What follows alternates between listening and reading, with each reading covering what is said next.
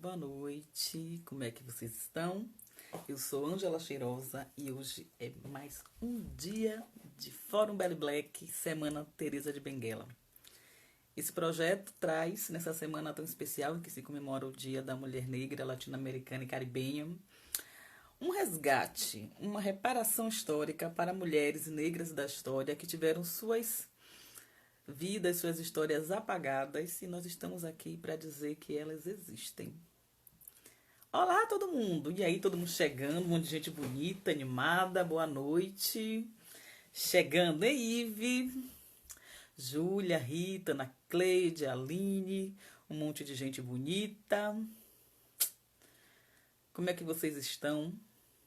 Ontem eu propus uma reflexão aqui nesse mesmo momento de live, que foi um soco no estômago de um monte de gente. Recebi mensagens das pessoas me pedindo desculpa por todas as vezes que ela escreveu nas redes sociais que Dia da Consciência Negra não era um dia plausível de ser comemorado, que a gente tinha que comemorar a consciência humana, e que nessa saga quarentener que a gente tem empreendido tempo em trazer consciência para as pessoas, eu acho que a gente conseguiu, pelo menos com algumas pessoas, fazê-las entender a importância de se ter um dia de celebrar a consciência negra e de ter um dia específico para a mulher negra, latino-americana e caribenha. Essa consciência faz parte de um processo de construção que a gente precisa trazer para a nossa realidade. Deixa eu chamar aqui minha parceira de hoje, Paty Silva. E Paty vai defender uma preta maravilhosa. Eu tenho certeza que é uma preta de Paty. Olá, Paty! Oi! Como é que você tá? Tô bem, meu bem. Tá me vendo direitinho? Tô sim. Me ouvindo bem? Te ouvindo bem. E como a gente prometeu, durante toda a semana, a abertura desse encontro rápido, é um encontro de 20, 25 minutos, em que as meninas vão defender uma preta da história. Eu só vou lembrar, a partir de um poema de Conceição Evaristo, uma preta ancestral, nossa viva, e a voz de Paty, a voz de todas as meninas, a minha voz aqui, ela não traz só a minha voz, é uma voz ancestral. E Conceição Evaristo, ela disse que nós somos as filhas de todas essas mulheres que vieram antes de nós e que a nossa voz representa muito. Então, para as pessoas que estão aqui gastando ou ganhando seu tempo para nos ouvir, saibam disso. Vou começar de novo lendo o mesmo poema de Conceição Evaristo. Estarei aqui fazendo isso até sexta-feira. Vozes mulheres. A voz... Tem um barulho aí no seu... Melhorou? Então, vozes mulheres. Conceição Evaristo. A voz de minha bisavó ecoou criança nos porões do navio. Ecoou lamentos de uma infância perdida. A voz de minha avó ecoou obediência aos brancos donos de tudo. A voz de minha mãe ecoou baixinho revolta, no fundo das cozinhas alheias, debaixo das trouxas, ou página cinza dos brancos, pelo caminho empoeirado, uma favela. A minha voz ecoou perplexo com rima de sangue e fome. A voz de minha filha recolhe todas as nossas vozes, recolhe em si as vozes mudas, caladas, engasgadas nas gargantas. A voz de minha filha recolhe em si a fala e o ato, o ontem, o hoje e o agora. A voz da minha filha se fará ouvir a ressonância, o eco da vida, liberdade. A voz é sua, Paty. Ai, gente. Como é que fala? Você sabe que eu sou apaixonada por Dona Conceição, né? Tenho a honra de conhecê-la também, da gente conseguir também reverenciar esse nosso baobá e dar a ela em vida o que precisa ser dado, né? Todo reconhecimento. Enfim, hoje a gente vai falar também de uma outra baobá, que é nossa contemporânea. E no nosso caso, né, Cheirosa, é nossa conterrânea. Uma baiana de cachoeira que tem uma importância gigantesca para a gente e para as nossas discussões atuais relacionadas à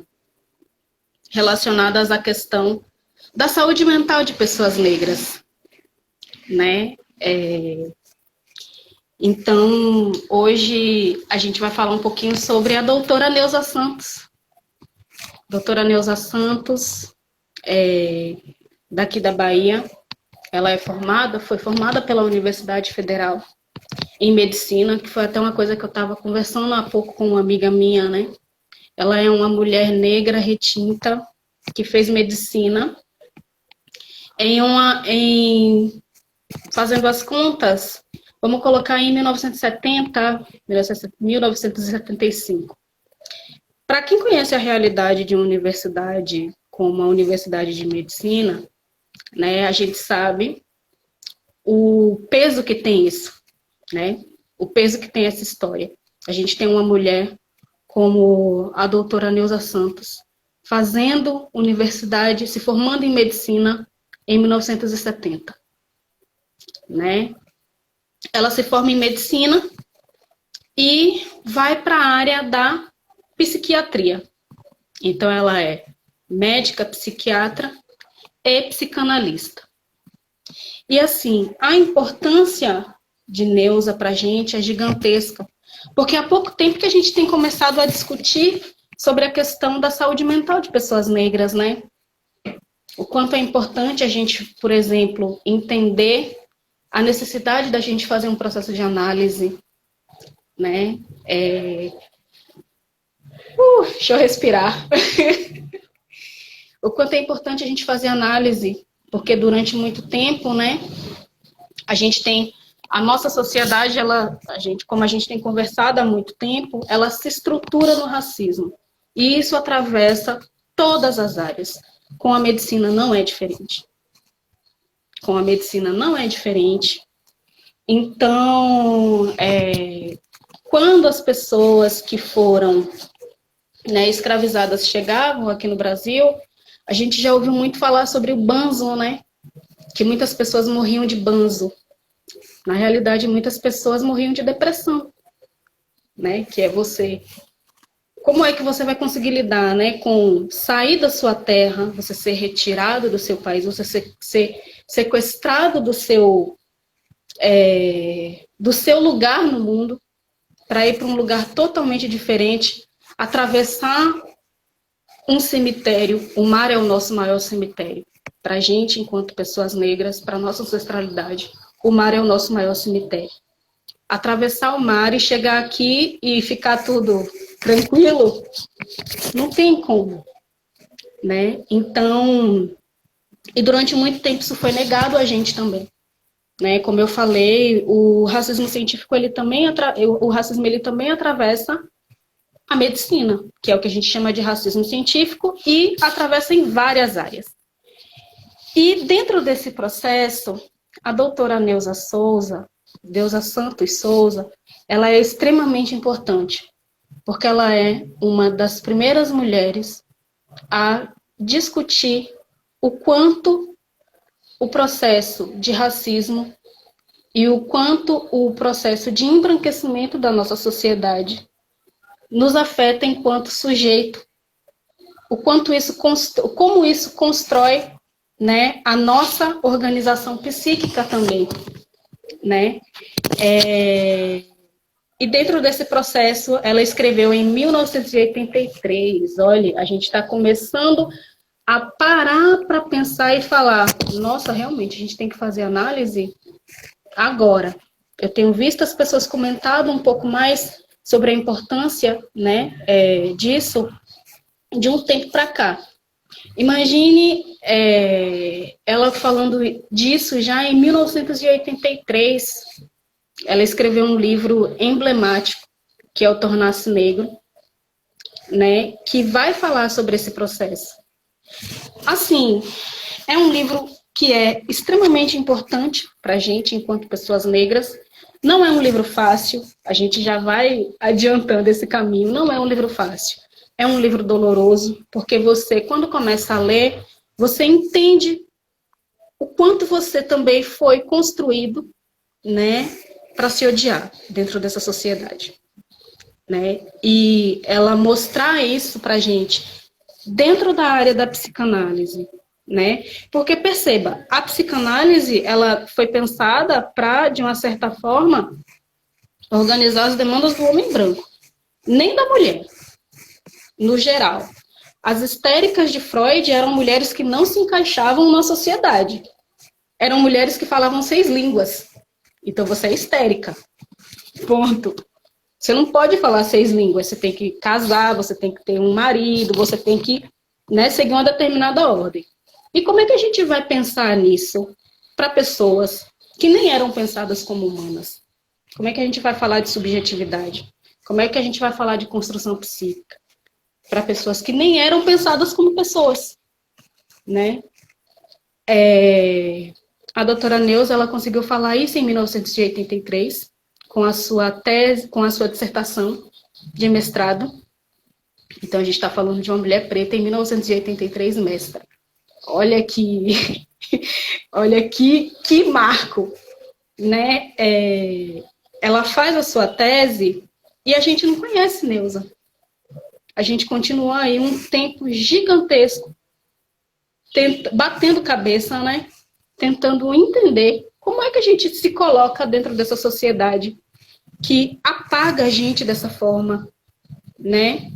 Que tem esse processo realmente de organização da nossa construção psíquica também, né? E por isso que a gente sempre pensa naquela questão, né?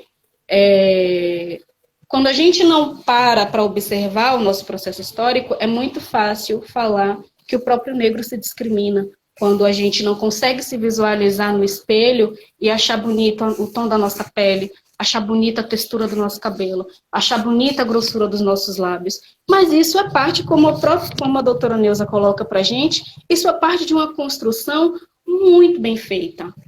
A gente não tem referencial o que se chama em psicanálise, né, de referencial de ego. A gente não tem referencial de ego.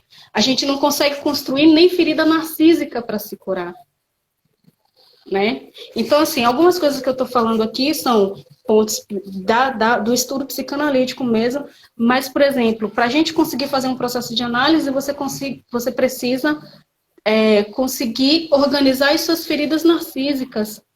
A gente está sempre colocada, né, colocados dentro de uma organização social, que isso a gente também não consegue construir. Então, lá em 1983, quando Neuza escreve esse livro, ela coloca dentro da psicanálise para a gente uma quebra de questões muito grande, né?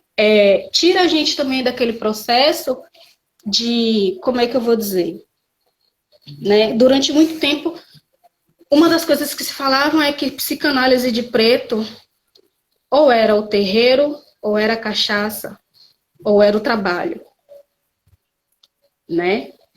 E a gente precisa entender que não. A doutora Neuza está aí para mostrar isso para a gente, né? E eu acho que por uma questão de justiça, a gente tem que dar valor ao trabalho dela, né? A doutora Neuza, ela se suicidou em 2008. Ela não aguentou, né? Em 1983, ela escreve o livro tem uma certa reverberação, mas é apagado, como inúmeras outras discussões dentro do processo de psicanálise, dentro da própria medicina, né? A gente não sabe como foi construída a nossa ginecologia, por exemplo. Se vocês forem pesquisar, vocês vão tomar um susto gigantesco. É de chorar. Certo? Então, assim, o que a doutora Neuza traz para a gente é essa ideia, né?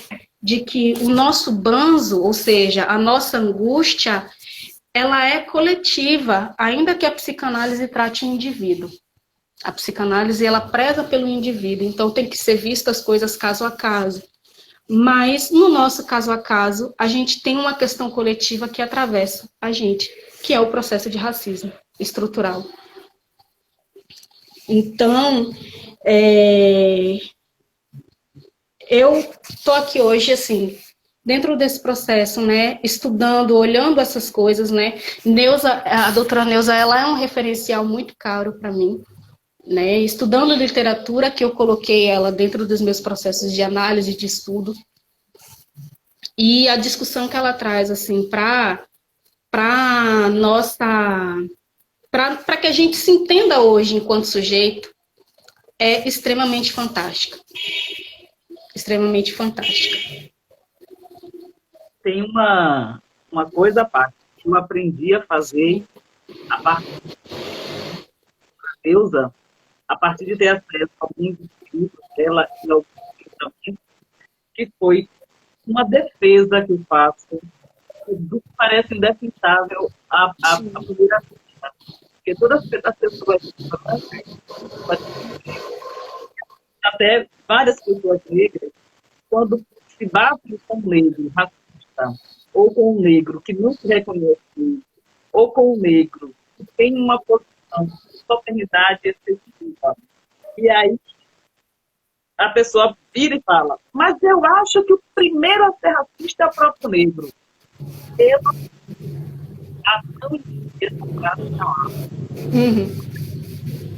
antes não reconhecia, a pessoa falava, mas também não gosto muito de perder tempo com algumas questões que eu acho que se a pessoa não está disposta a te receber, a te ouvir, pouca diferença vai fazer. Então eu não vou gastar o meu latim com coisas que não vai ter resultado. Mas essa é uma briga que eu compro quando alguém fala, mas o primeiro a ser racista é o próprio negro.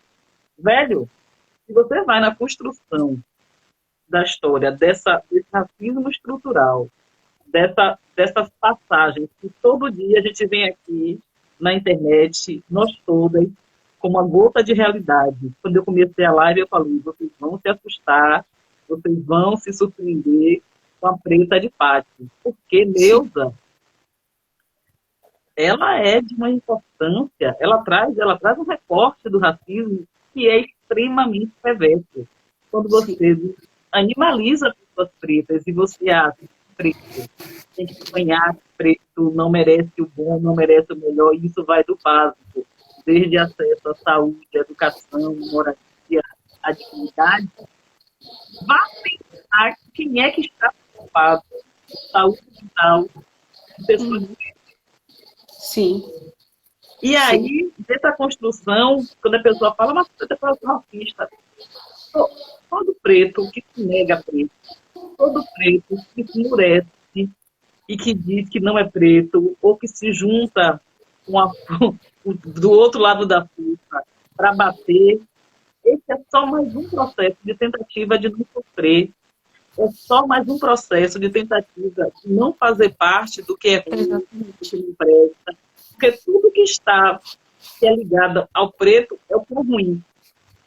É o lado negro da força no sentido ruim, né? A magia negra é tudo que é voltado para o preto. Então, se você tem a possibilidade de não fazer parte daquilo, se você não tem força suficiente para lutar por quem você é, você cai fora mesmo. Então, assim, gente, é só mais uma tentativa de não sofrer.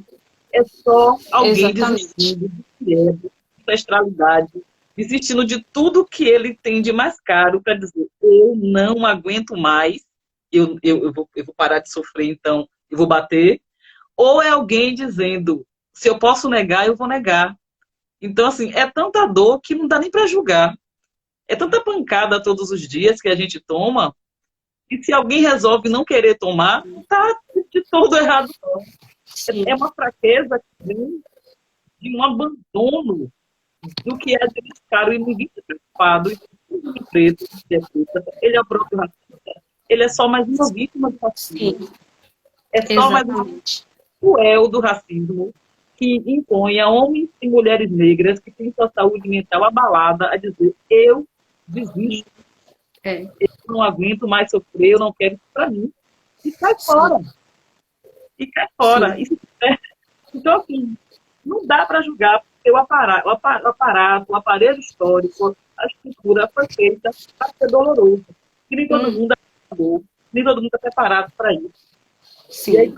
com esse processo colorido, e as pessoas, todo mundo não se vendo, não se achando preto, é muito complicado. Doutora Neuza deixou herdeiros. Não. Ela não teve filhos. Quando ela foi. Assim, eu trouxe aqui que ela se suicidou, mas pelo contexto que a gente está colocando, né, eu vou fazer. Vou usar uma liberdade linguística aqui. Ela foi suicidada em dezembro de 2020, de 2008, né? Ela não tinha filhos. Ela colecionava várias obras de arte, inclusive uma das cenas que ela retrata, né, que ela fala em uma das últimas entrevistas que ela deu é de um processo em que ela entra para comprar uma obra de arte e a pessoa que está para vender aquela obra de arte para ela não entende o que ela quer dentro daquela loja. Porque é muito estranho uma preta dentro de uma loja, dentro de uma galeria, comprando uma obra de arte. Né? Então, assim, quando ela se suicidou em 2008, ela não teve filhos, ela já estava com 60 anos, né? E as coisas que eram dela foram passadas para pessoas que, de uma certa forma, até não tinham nem tanta proximidade com ela assim, né? Mas ela deixou um último texto, né? Que foi, inclusive, publicado há pouco tempo, falando sobre a pessoa que solicitou o texto para ela pediu que ela falasse sobre o processo de 120 anos de abolição da escravatura, né, a Lei Áurea. E aí ela faz um texto, assim, tipo, muito...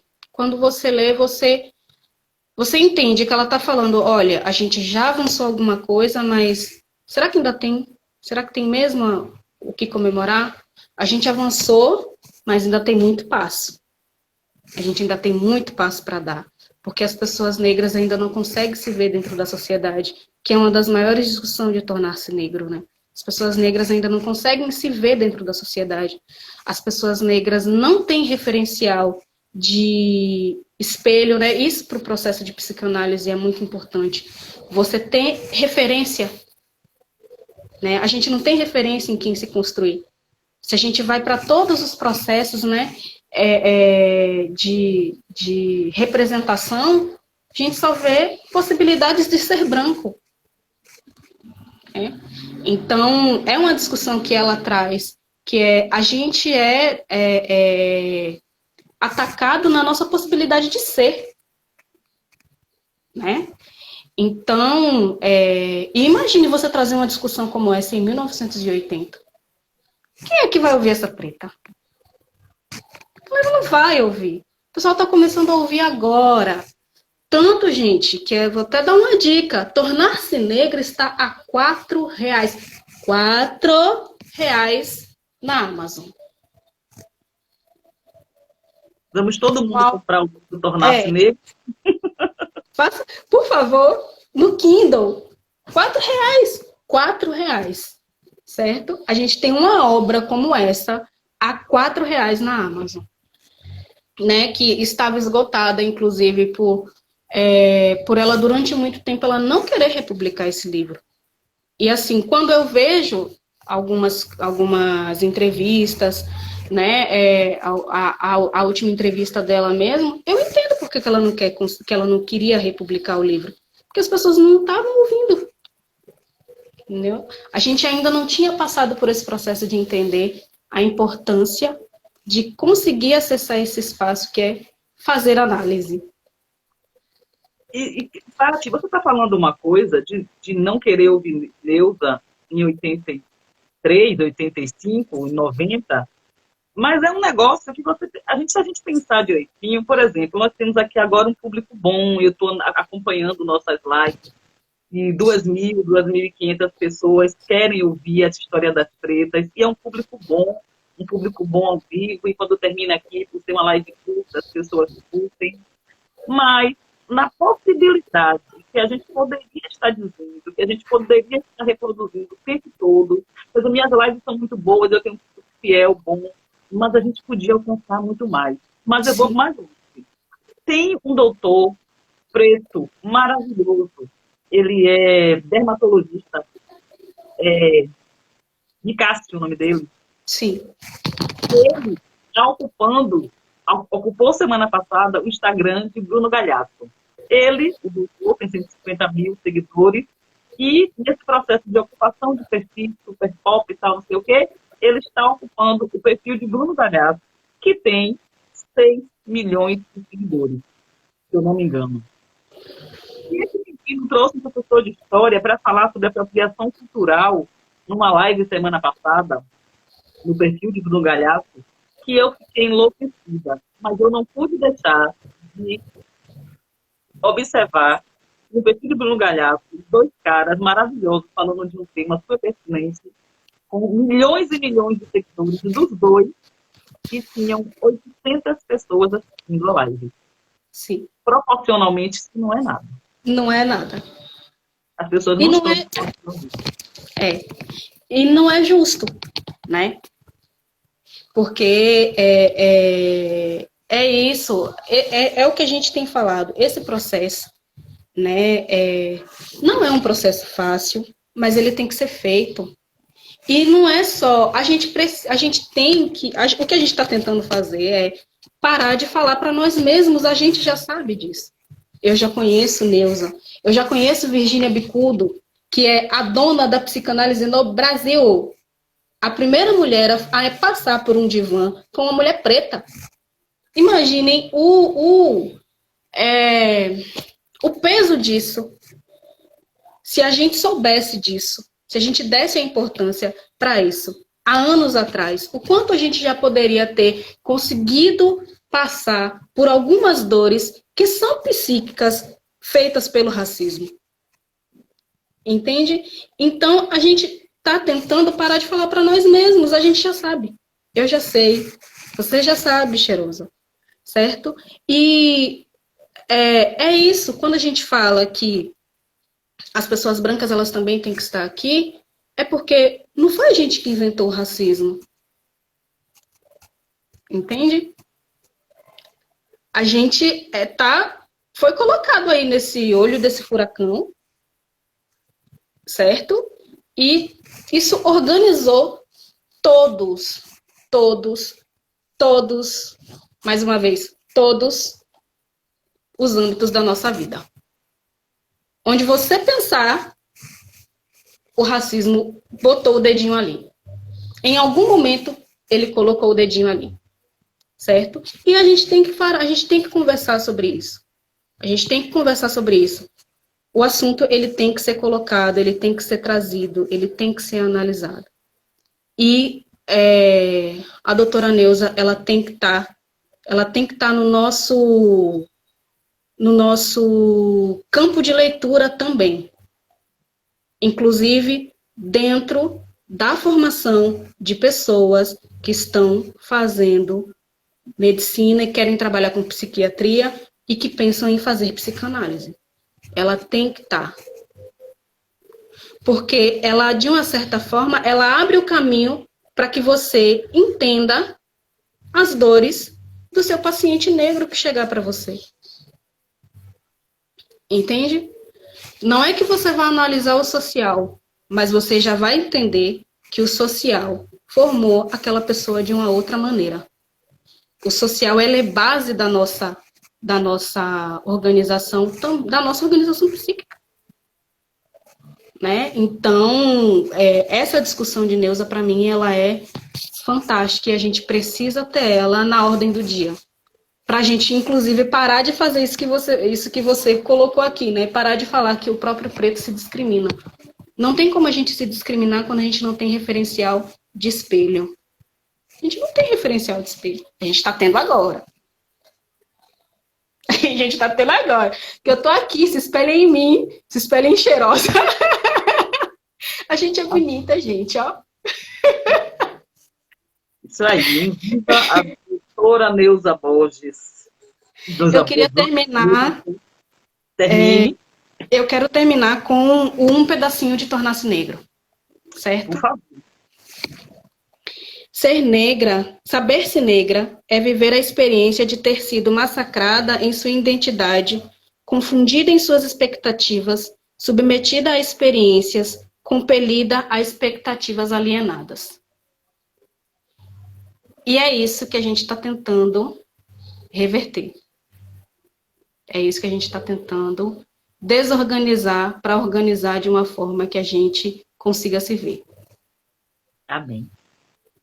Então, hashtag fica a dica, todo mundo, vamos plugar o site do Amazon, todo mundo chegando lá e comprando o livro de doutora Neuza Santos por R$4. Sim. É mole. Pois é, né? R$4. Paty, você arrasou na defesa da sua preta. Quem não conhecia Neuza Santos vai conhecer. E quem não conhecia, se não conseguir comprar o livro, vai falar R$4. Mas a gente não tem R$4, né? Então, dá um Google, no Google você consegue ler bastante coisa dessa história para entender que essa construção de ser preto e no processo de psicanálise, na autoaceitação, no auto-olhar, de como se encaixa na sociedade, não foi brincadeira para a gente, não. E ela já falava disso desde 1983. 83. É. Eu quero muito agradecer por estar aqui hoje com vocês. Tá?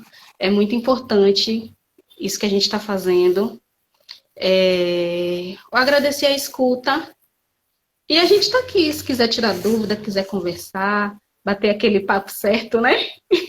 Certeza. Estamos aí.